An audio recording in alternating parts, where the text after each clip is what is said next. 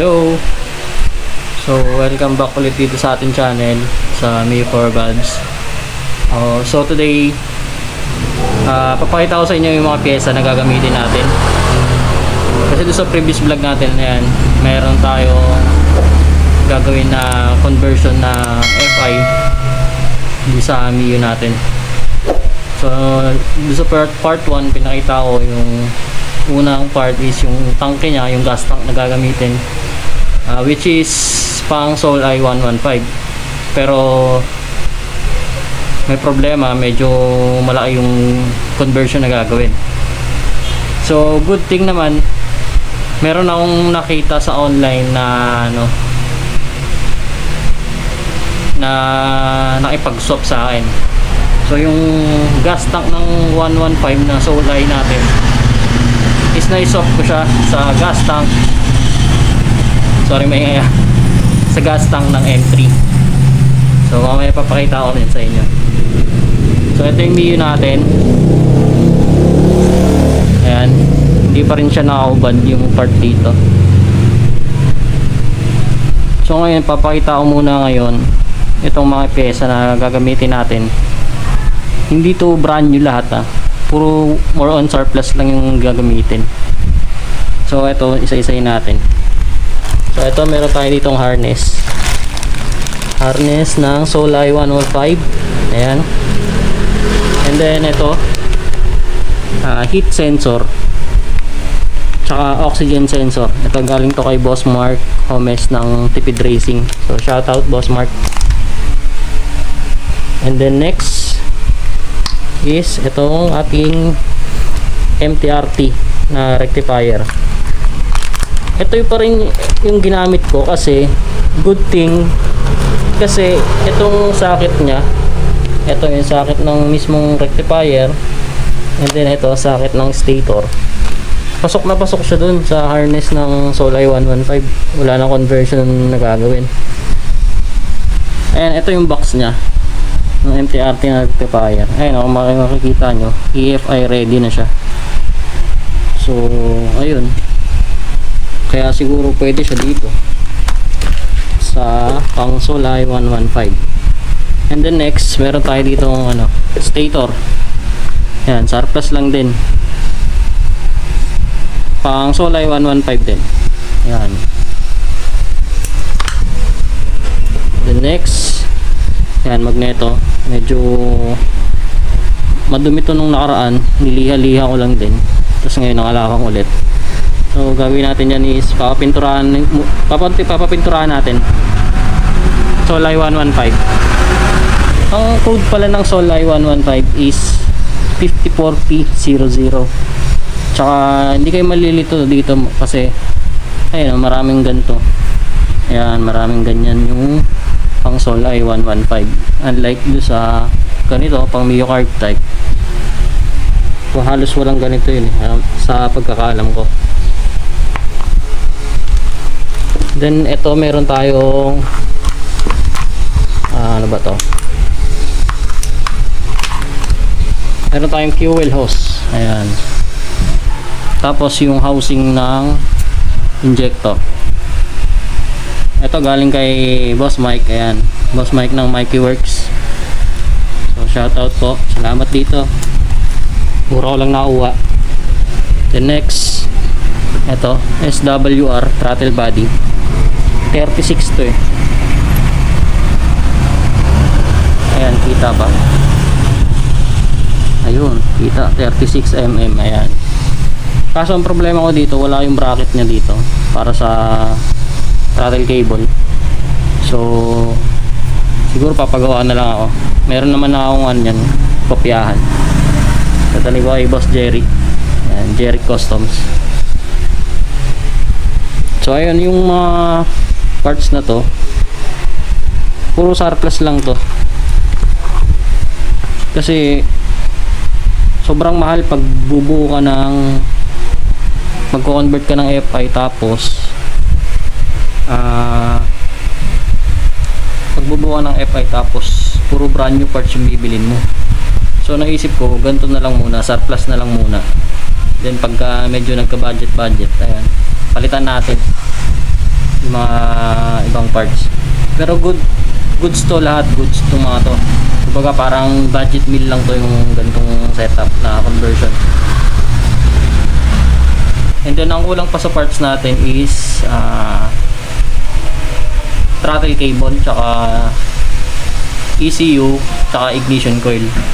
Sa ignition coil siguro ang gagamitin ko lang din is stock lang muna din siguro. Tapos injector, meron tayong injector nasa shop na ay papabili, bili. And then ECU, ang gagamitin nating ECU dito is pang Sniper 150 na version 1. So gagamit tayo ng A-Racer RC Mini 5. Medyo masakit ang presyo, 13,500. Wala pa tayong pambili, kulang pa, ipon pa konti. Okay, ito yung tangke natin, M3. Ang M3, ito yung naisop ko. Ayan, medyo makinis-kinis pa naman siya eh. So yung fuel pump nung tangke natin na Solay 115, nilipat ko dito. Ayan, same lang naman sila. Ayan, pati Aerox NMAX, ayan, pare-parehas lang sila. Kaya ito talaga dapat talaga pag mag-convert, kasi yun nga, yung sa previous vlog ko kung napanood nyo, sobrang laki ng gagawin na conversion. Talagang sasakit yung ulo ko tapos yung gagawa. Hindi tulad na itong pang M3. Ayan, konting-konti lang yung gagawin. Mamaya ipapakita ko sa inyo kung paano siya gagawin, kung paano diskarte gagawin yan. Kasi dito sa tornilyuhan nya, itong dalawang to, ano na siya eh, tawag doon, saktong-sakto na siya dun sa tornilyuhan dun sa chassis. So ngayon gagawin ko, papakita ko sa inyo kung paano yan, kung paano diskarte dyan. Tapos tatanggalin ko na yung harness na ito, kasi sa previous vlog ko hindi ko na siya tanggal eh, kasi hubaran natin yung harapan. Tatanggalin natin yung harness. So ayun, pinakita ko lang din yung mga pyesa na gagamitin. And then sana next episode umandar na siya. Medyo masakit kasi yung A-Racer eh, pero kaya naman. So ayun, sisimulan ko na to. Tanggalin ko na muna yung mga kaha, and then papakita ko yung diskarte dito. Okay, balikan ko kayo. A few moments later. So bago pala lahat, no, gusto ko lang muna shout out si Angelito Sarmiento. Shout out din kay Darren Domino, then kay Marvin Mamukod. Sabi niya, ito talaga idol ko, Mi4, pogi talaga. Pa-shout out kami dito boss sa Genrix Motor Shop, Tarlac City. Idol namin Mio mo. Okay, ito yung tangke. Ito na yung tangke na M3. Yan. Ito, sinasabi ko sa inyo, tornilyuhan nya. Kung mapapansin nyo doon sa previous vlog kung pinanood nyo, tinest fit ko rin yon yung tangke ng Solay 115 dito. Ayan, hindi siya, yung tornilyuhan nya malayo yung sa Solay 115, hindi tulad na ito. Ayan, saktong-sakto no. Tsaka yun, medyo sobrang bulky nya. Dagpas pa yata dito pag ganun eh, parang pag ganun yung style nya, sobrang bulky nya. Unlike na ito, ganyan na siya. So ang magiging problema lang dito, itong part na to. So madali lang yan, madali lang remedyohan yan. Pwedeng tanggalin yan or pwedeng unatin lang siya pag ganun, pero hindi yan problema. Ang main concern dito is itong side na to. Ayan, ito kung nakikita nyo, dikit yan, itong part na to, dikit yan sa chassis, kaya nakaangat pa siya. Dapat kasi itong part na to nakalapat yan dito eh, nakalapat dito yan sa chassis na to. So ang gagawin dyan, ang diskarte natin dyan is, yung part na yan, pipit-pitin lang siya konti para hindi siya tatama dito sa chassis. Ganun lang gagawin. Kasi ito sa part naman na to, ayan, wala na eh, oh. Shoot na siya. pati dito sa gilid. Ayan, shoot na siya. And then ito, good thing tong sensor ng water pump, hindi siya nakadikit dito sa may tapalodo sa likod. Kung napanood nyo yung video ng kay Dimple, kay 4 valve squid, yung tangke niya kasi malaki tapos ano yun alloy ata, medyo mas malaki yung capacity ng gas tank nun. Kaya nangyari yung itong sensor na to, nakadikit siya dito, yan sa nakaumbok na yan. Kaya ang ginawa ni Billy doon, parang iniinitan niya to para maihulma niya malagyan niya ng parang hukay para dito sa sensor na to ng water pump, para hindi siya nakadikit dito sa fender sa loob. Kaya yun guys, yung sa mga gusto mag-convert, actually talaga ang ginagamit talaga dito ang harness is M3 talaga, M3 or sniper. Yung iba ginagamit ni sniper is para mas maraming choices ng ECU ganun, or throttle body. Pero dito kasi sa case ko, sa Mio natin, ito yung sinadjust sa akin ni Billy, pang Solay 115. And then nagtanong ako kay Boss Alan ng Fastec, ayan, about do sa ECU. Ang sinadjust niya sa akin is pang Sniper 150 rin na ECU ang gamitin ko. Pwede siya dito sa harness ng Solay 115. Parang ang gagawin is ire-repin lang para gumana. So ayun, kaya gamit tayo yung A-Racer RC Mini 5 na pang sniper dito sa ating Project FI conversion na to. Medyo mahal nga lang talaga, kaya hindi rin biro. Medyo nakatipid ako sa ibang parts, pero sa ECU hindi siguro. So ayan, ito lang muna yung update ko ngayon. Tapos ito, tatanggalin ko na yung harness nya. Yan, pinakita ko lang din sa inyo yung fittings ng tangke tsaka ating mga pyesa. So okay, kaalasin ko na muna to ngayon, itong kaha, para matanggal ko yung harness. Okay, pero mukhang malaking trabaho din kasi itong radiator tayo So titignan ko, ikakabit natin to. Kakabit natin tong harness ng ating Solay 115 dito sa ating Mio. Alright, update ko ulit kayo mamaya. A few moments later. So ito mga boss, pakita ko lang to, no? Ito yung stator ng Solay 115. So kung mag-convert kayo, syempre kailangan nyo to. Mag-convert kayo ng FI, kailangan nyo to, stator 1 ng Solay 115. So ang code nyan is, basta Solay 115, ang code po nyan is 54P00. So ayan, pasok siya, pati tornilyuhan, pati doon sa pulser, wala siyang problema, pati magneto. So ayan, kaya walang problema yan, yung tornilyuhan, ayan, parang pang sporty lang din, pang Mio kart type. So ayan, kakalasin ko na ito, update ko ulit kaya. Few inches later. So ito, update ko ulit kayo. Ito na, natanggal ko na yung headlight, pati yung cover ng gauge. So medyo marami pang tatanggalin, like ito, linya kasi ito ng yung water pump. Ito yung switch ng water pump. Feeling ko nga tatanggalin ko pa yung radiator pero sana hindi na, kasi medyo matrabaho. Siguro iangat ko na lang siyang ganun, pero tingnan natin. So update ko ulit kayo mamaya pagka natanggal ko na, and then ilinya na natin yung harness na pang Solay 115. And then pagka mayroon na tayong ECU, dadalhin na natin sa shop to, then si Billy na bahala dito. So update ko ulit kayo. Few inches later. So ito, itong mga wire na to, makikita nyo yan, sa water pump to, may switch yung sarili. Ayan dito, ayan, nakahalo switch siya. So yan, tinanggal ko na.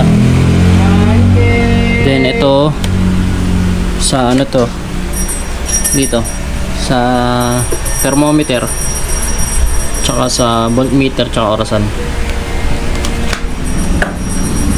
Then next yung harness, pinaka harness na yung kakalasin natin. Mukhang kaya naman tanggalin ng ano, hindi tinatanggal to kasi medyo matrabaho nga siya. Di-drain ko pa yung coolant kasi iangat, tatanggalin ko pa, pero mukhang kaya naman.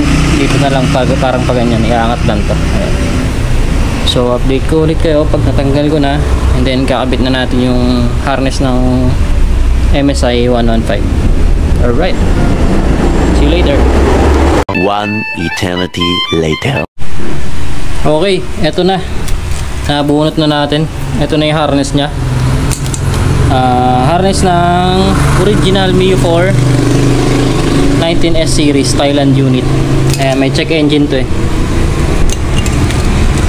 Saan ba yung pakita ko lang sa may check engine nya? Ito yun. Ito yung sakit ng check engine nya. Ayan, sariwang sariwa to. Ayun, walang, hindi siya spaghetti, pero may isang putol siya. Itong wire na to, ayan, kung nakikita nyo, tsaka yun, ayan, sila yung magkadugtong. Pinutol ko to kasi nag battery operated ako na ano, naka LED light sa headlight. Ayan, Osram, kaya pinutol yan para naka battery operated siya yung headlight nya. So ayan, nakakalas na natin. Then next natin is kabit natin yung harness ng Solay 115. So ito yung ano, makina natin. Ayan, TTM RC na black, naka plus 6 na JBT alloy base gasket, then plus 6 yung black. So ito, water pump. Ayan, water pump natin, Bosch. Ginawan ko siya ng bracket. Ayan, naka bracket siya sa chassis. Tapos ito yung ignition coil. Ayan, papalitan din natin yan, ignition coil. Ito, original din ng 19S Morik yata yan, stock. Pero yung dati nakakabit dito is yung ano, 7,400 na ano, Phyto ignition coil. Alam nyo na, kung napanood nyo yung vlog ko, yung bagong buo to, makita ko ng Sierra Madre sa Marilaki na Beria, nabasag to. Dito kasi nakakabit yun eh. Ayan, dyan nakakabit yan. Ayan, nabasag tuloy yung shell. Nakaganon lang siya, nakahang lang siya dito, ganun, walang suporta. Kaya pag gumagalaw yung makina, nagbabibrate, yun, nabasag siya. Okay, ito yung harness natin, Solay 115. Surplus ko lang nabili, so nabili ko lang siya ng 500. Goods naman, chinek ko syempre. So gagawin ko rin pala ito ng ano, video kung magkano yung nagastos natin dito sa pag-convert ng FI engine natin syempre. So ito, ikakabit ko na, then update ko ulit kayo mamaya. 2,000 years later. Okay, eto na, update ulit. So ito na yung harness nya ng MSI 115. Sorry, medyo magulo ah. Ayan, ito yung harness ng carb type nya. So ito, ayan, kung makikita nyo, tail light, tapos sa harness parehas ng socket. And then dito binalatan ko kasi nakaganyan siya dito. Kailangan ko makuha tong linya na to. Ayan, ayan, kung susundan natin yung linya na yan, ito yan sa fuel pump. And then itong isang to, ayan, sa fuel pump ulit to, sa ilalim. Ayan. Ito. Ayan. And then pinorma ko yung fuel hose. Ayan, medyo mahaba nga eh. Ayan, fuel hose. Tapos kinabit ko yung sa injector, pero wala pa injector yan. Ayan, wala pang injector. Tinesting ko lang yung forma. So ayan, Manifold natin, poso. Ayan, poso. EFI ready. Ayan, may lagayan talaga na injector. So ayan, pero wala pa injector. Then kanina na mention ko yung sa eto, MTRT na rectifier natin, or yung parang pinaka charger ng motor. Ayan. So sabi ko kanina, 'di ba, na pasok siya dito sa harness ng Solay 115. So ito 'yun, oh. Etong wire na 'to, ayan. Ayan. Pares ng socket. Ayan. Ito dito. Ito sa stator. Yan, stator yan. And then next, itong isa naman. So ayan, sa rectifier mismo. Ayan, oh. Saktong-sakto. Saktong-sakto yung mga sockets niya. Kaya mapapakinabangan pa natin tong MTRT natin na rectifier. So irelatag ko na ulit. Ayan, ito, kakabit ko na dito sa may unahan. Ito na lang yung natitira, sa harapan na to. Then yung ECU natin, ito, socket ng ECU. Bali dito na siya nakapwesto siguro, hindi na dito sa likod. Kasi ang Solay 115 naman, nandito talaga dito sa part na to, dito talaga nakalagay yung ECU nya. Pero siguro pwede nating ilipat. Babalatan natin yung wire. Since gagamit tayo ng A-Racer na ECU pang Sniper 150, kailangan i-repin. So tingin ko siguro kung babalatan nga talaga to, ilipat natin dito, or katulad nung ginagawa ko nung nasa carb type pa siya, nasa U-Box yung CDI, pwede rin yun, babalatan lang talaga. So ayun, kabit ko na muna to, and then update ko ulit kayo.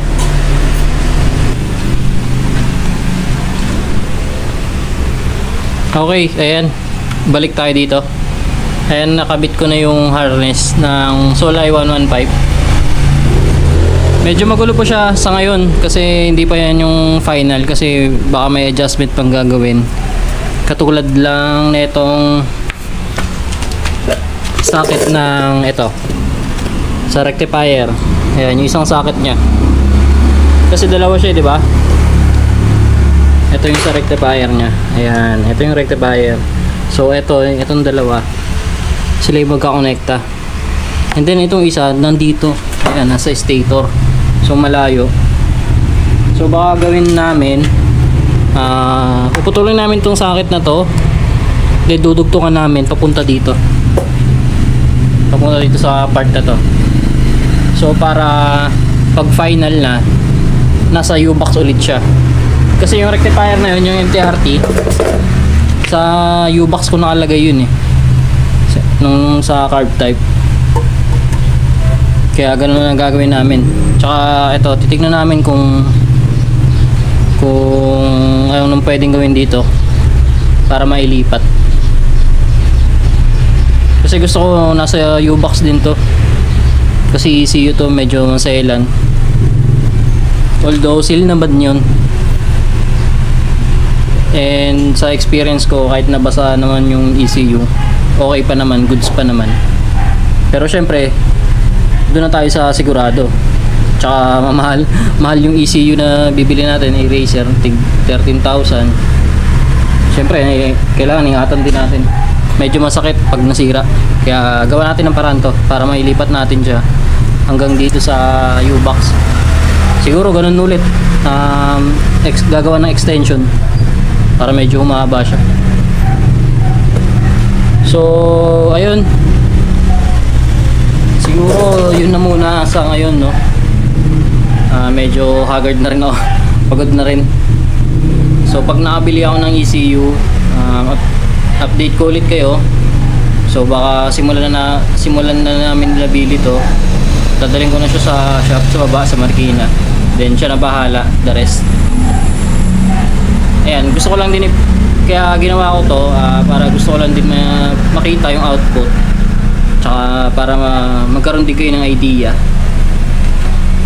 So ayun, sa mga gusto mag-convert, Ayan. Simpleng-simple lang. Simple pero komplikado. Parang ang gulo, 'di ba? Simple na komplikado. Maraming kailangan gawin. Siyempre, unang-una kailangan din budget. Dito kasi sa project na to, parang medyo sinwerte lang din talaga ako. Kasi nakabili ako ng mga murang parts. Kasi para sa akin kasi hindi naman kailangan na puro bago yung parts na ikakabit dito sa pag-convert ng FI. Kasi kung meron namang goods na surplus, okay na din, goods na rin yun. Grab na yun. So ayun, para may idea din kayo. Ayan, sinabi ko yung mga parts na kailangan, kung anong pang motor ang kailangan natin. So ayun, pang Solay 115 po. Then tangke ng M3, ganun. Ayan, sa mga gustong magpa-convert, so syempre available yan sa shop, sa BNC. Pwede po sa lahat yan, sa lahat ng carb type ng Yamaha. Basta yung mga carb type ng Yamaha na scooter, mga Sporty, Salty, Mio Soul, Mio 4, ganun. Ayan, pwede natin gawin yun sa shop. Ayan, ulitin ko lang din ulit. Sa gusto mag-convert, pwede kayong gumamit ng ng Sniper 150 na version 1 na harness, or pwede ring pang Solay 115 or MIUI 125. Ayan, pwede natin gamitin yan. Then sa ECU, pwede rin yung pang MIUI 125, pang Sniper. So kailangan lang i-repeat. Ayan, yun ang sabi ni Boss Alan ng Pastec. So update ko na lang ulit kayo pagka nakabili ako ng ECU. Gawa natin ng unboxing, tapos kung anong kayang gawin ng ECU nun, mga functions nya. So ayun, siguro hanggang dito na lang muna tong vlog na to. Update ko na lang kayo ulit na next vlog. So ayun, sana na nagustuhan nyo, then nagkaroon kayo ng idea sa vlog na to. So ayun, please like, comment, share, and syempre subscribe. Okay, see you next vlog.